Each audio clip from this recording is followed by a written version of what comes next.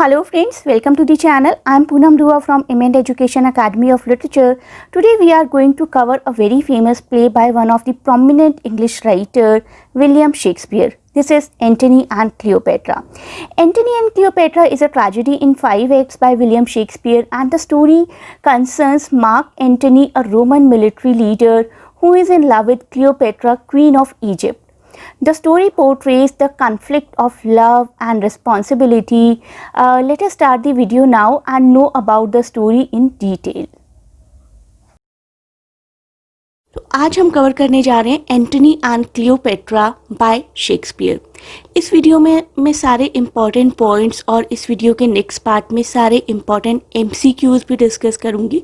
तो पूरे वीडियो को बहुत ही ध्यान से देखिए, जिससे कि आप किसी भी कॉम्पिटिटिव एग्जाम में बहुत ही अच्छे से अपीयर कर पाएंगे।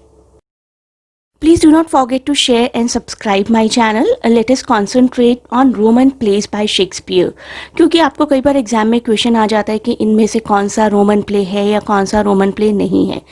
So four major plays which come under the category of Roman plays are Titus Andronicus, which was first performed in 1594, Julius Caesar first performed in 1599, Antony and Cleopatra first performed in 1607, and Coriolanus first performed in 1609.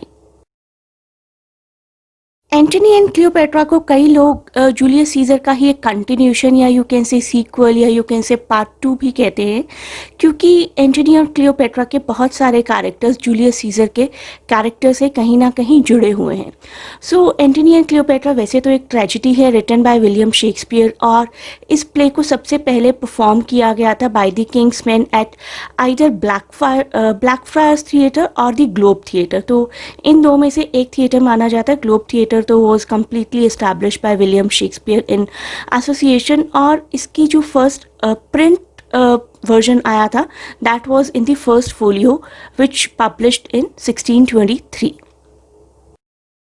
थोड़े से facts जान लेते हैं जो कि exams में काम आएंगे। ये लिखा गया था 1606 और 1607 में by William Shakespeare in London England, और इसका पब्लिकेशन हुआ था फर्स्ट फोलियो में जो कि 1623 में आया था।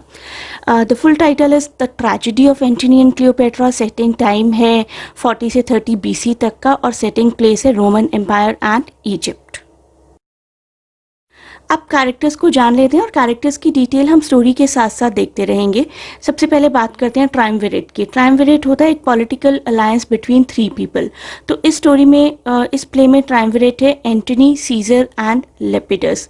Political alliance between 3 of Romans most powerful figures Octavian, Mark Antony and Lepidus has been shown in this play. इनमें से Octavius Caesar is the grand nephew of Julius Caesar. उसके बाद एक सेंट्रल कैरेक्टर है Cleopatra with whom Antony has fallen in love, और इस character की क्या सिग्निफिकेंस है ये हम देखेंगे। Octavia the wife of Antony, Pompey the common enemy of this triumvirate, and Enobarbus a very loyal courtier and friend to Antony. Plot को थोड़ा सा शॉर्ट में जान लेते हैं और धीरे धीरे we will reach to the main events.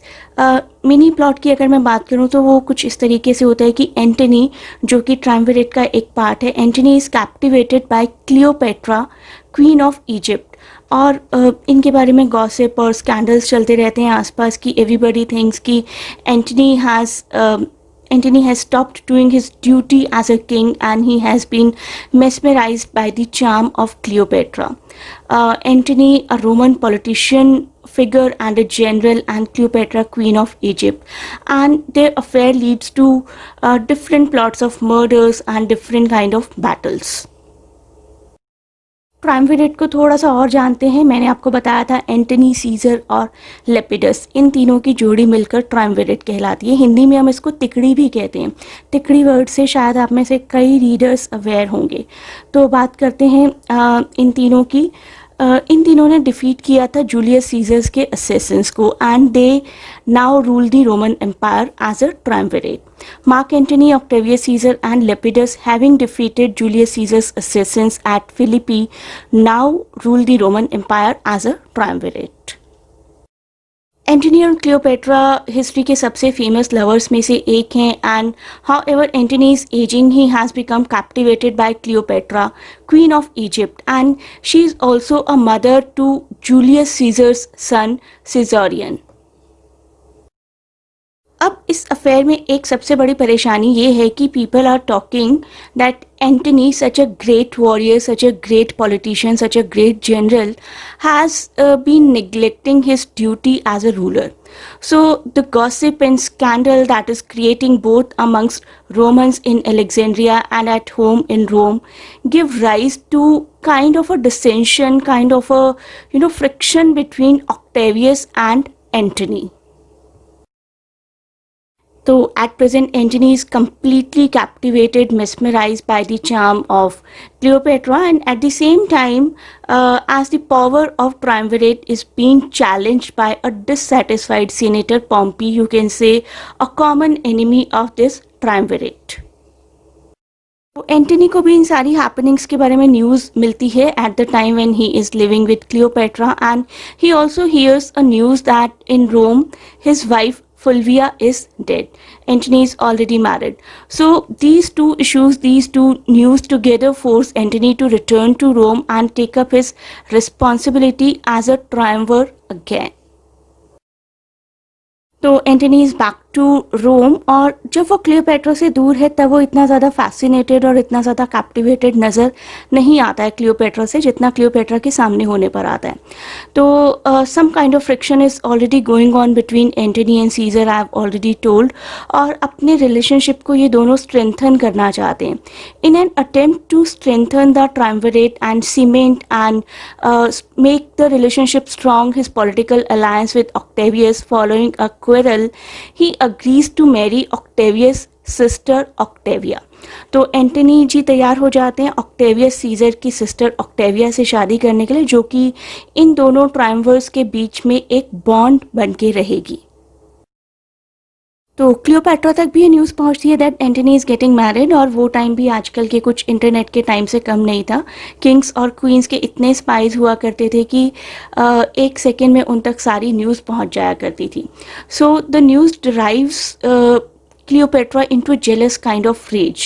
Cleopatra learns of Antony's marriage and fits into a jealous kind of rage, and she also misbehaves with the messenger who has taken the news.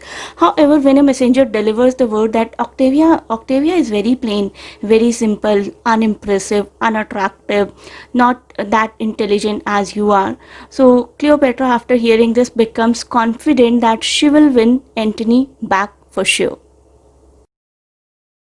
So, rather than fighting with Pompey, Antony and Octavius managed to negotiate a peace, and they, along with Lepidus, feast with Pompey in celebration.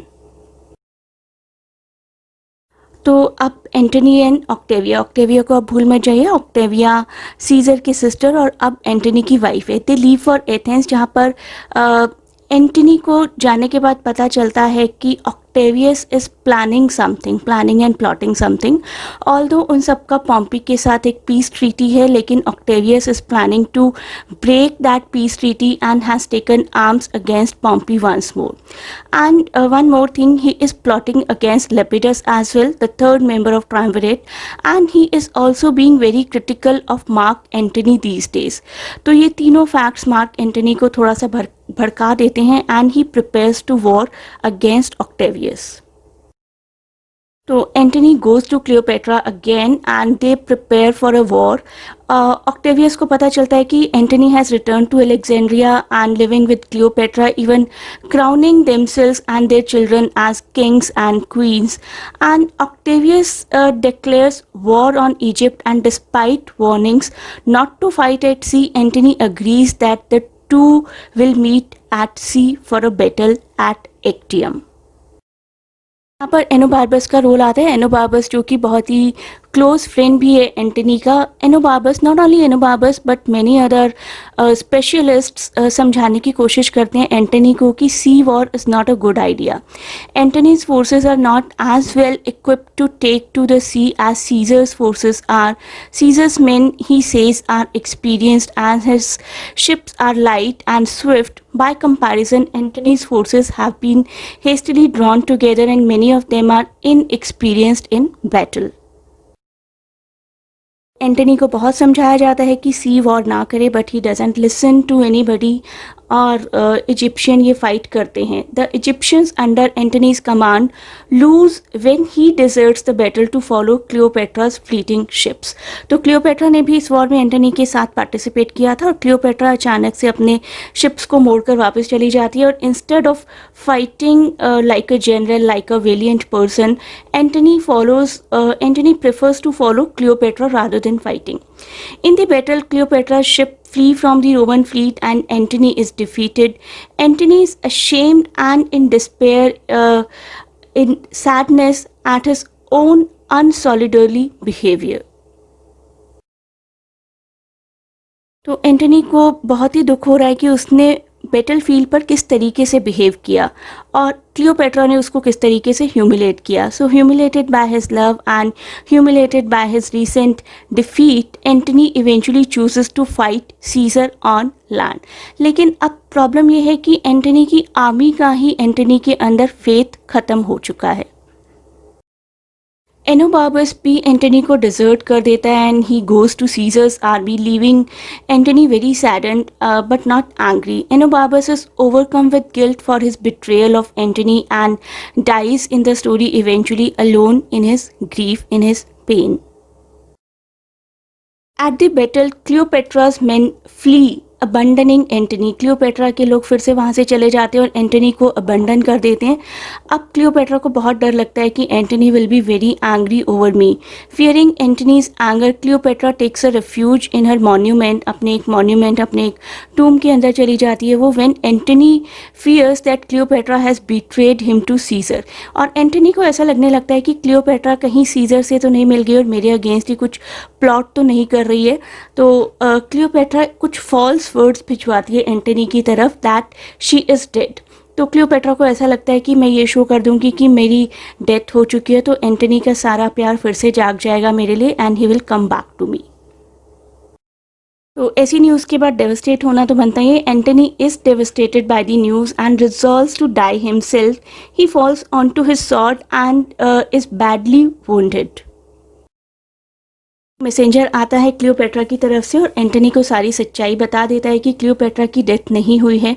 Antony फिर guards को instruct करता है कि मुझे Cleopatra के monument तक ले जाया जाए. I want to die with her, I want to die in her arms. तो एंटनी की डेथ हो जाती है और क्लियोपेट्रा को अब ये डर सताता है कि ऑक्टेवियस उसको भी कैप्चर करेगा और उसको वो कैप्चर करने के बाद एक ट्रॉफी की तरह शो करेगा कि मैंने कुछ जीता है. So having persuaded Octavius that she will surrender but fearful of capture and the shame of being exhibited as a defeated enemy through the streets of Rome, Cleopatra holds a poisonous snake to her breast and dies along with her beautiful maids. तो Cleopatra capture होने से better समझती है मर जाना and she holds a poisonous snake to her breast and dies. Caesar इन दोनों की बॉडीज़ को डिस्कवर करता है और दोनों के लव के लिए रिस्पेक्ट फील करता है at the end and he orders that Antony and Cleopatra be buried together. Now unhindered for his quest for Egypt and conveniently lacking in political force, Caesar returns to Rome and becomes emperor. तो scissor के रास्ते में अब कोई भी दुश्मन नहीं है. He goes back to Rome and becomes an emperor over there. तो अब देखते हैं इसकी बेसिक थीम क्या है. Love and passion yes are central to this play Antony and Cleopatra, but you know something else is even more important. That else is the choice of the titular character. These two lovers make some decisions that end up rippling into their personal and political lives as well. Antony, throughout this play, is torn between his duties as a Roman ruler, as a part of triumvirate, and as a soldier, and his desire to live in Egypt with his lover Cleopatra. And the inner conflict leads him to become embroiled in a war with Caesar and finally leads to his own destruction. So we reached to the end of the video, and you can contact us to join our online classes for literature. You can see by clicking on this link, you can see some of the objective MCQ kind of questions related to Antony and Cleopatra that will help you a lot in your exams. So best of luck for your exams from our academy.